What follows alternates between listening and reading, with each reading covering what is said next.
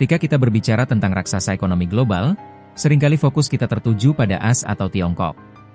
Namun, negara Maple Syrup, Kanada, memiliki kekuatan perdagangan yang luar biasa, dengan nilai perdagangan barang mencapai lebih dari 1,5 triliun AS dolar sepanjang 2024. Angka ini setara dengan sekitar 71% dari PDB negara tersebut. Dengan surplus dagang sebesar 16 miliar AS dolar, Kanada bukan hanya pemain, tetapi pilar utama dalam perekonomian dunia. Apa saja senjata rahasia yang membuat Kanada begitu dominan? Dan bagaimana Indonesia, melalui perjanjian baru ICA-SEPA, bisa mendapatkan keuntungan maksimal dari kekuatan ekonomi ini? Kekuatan Kanada bersandar pada kombinasi sumber daya alam melimpah dan infrastruktur logistik kelas dunia mulai dari jalur kereta, pelabuhan, hingga jalur udara yang memungkinkan distribusi barang secara masif. Inilah 3 pilar utama perdagangan Kanada. 1. Dominasi energi. Produk energi menyumbang porsi terbesar, yakni sekitar 30% dari total ekspor Kanada, senilai hampir 227 miliar AS dolar. Komoditas utamanya adalah minyak mentah, crude oil komoditas ekspor nomor 1, menyumbang 147 miliar AS dolar. Ini menegaskan mengapa pasar utama seperti Amerika Serikat dan negara-negara G7 sangat bergantung pada Kanada sebagai pemasok energi global yang stabil.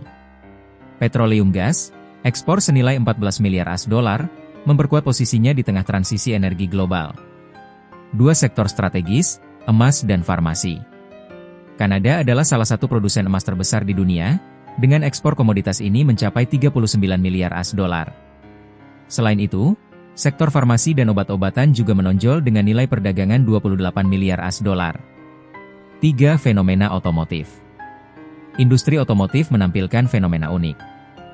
Nilai total perdagangannya mencapai A99 miliar menjadikannya barangannya. Namun, sektor ini condongki. Kanada mengimpor mobil senilai A55 miliar, jauh lebih besar dari ekspornya, 44 miliar dolar, mencerminkan kebutuhan domestik yang besar terhadap produk otomotif global.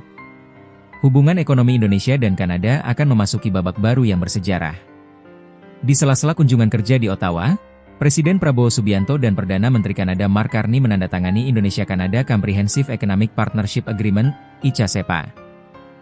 Perjanjian ini, yang dijadwalkan implementasi pada tahun 2026, mencakup liberalisasi tarif, perlindungan investasi, dan kerjasama UMKM.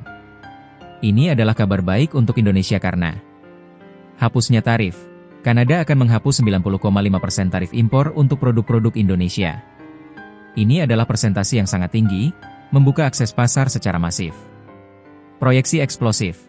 Proyeksi ambisius menunjukkan bahwa ekspor Indonesia ke Kanada bisa mencapai 11,8 miliar AS dolar pada 2030, berpotensi menambah pertumbuhan produk domestik bruto, PDB, sebesar 0,12%. Perjanjian ICA-SEPA ini adalah kunci bagi Indonesia untuk menembus pasar Kanada yang besar dan stabil, menciptakan aliansi ekonomi yang kuat antara dua negara pemilik sumber daya alam raksasa.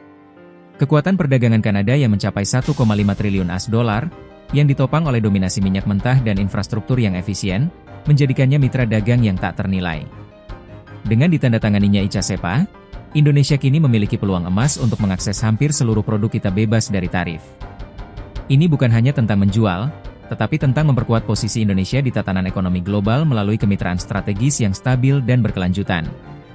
Menurut kalian, produk Indonesia apa yang paling berpotensi meraup keuntungan besar dari penghapusan 90,5% tarif Kanada? Apakah itu CPO, tekstil, atau produk manufaktur lainnya? Tulis pendapat kalian di kolom komentar.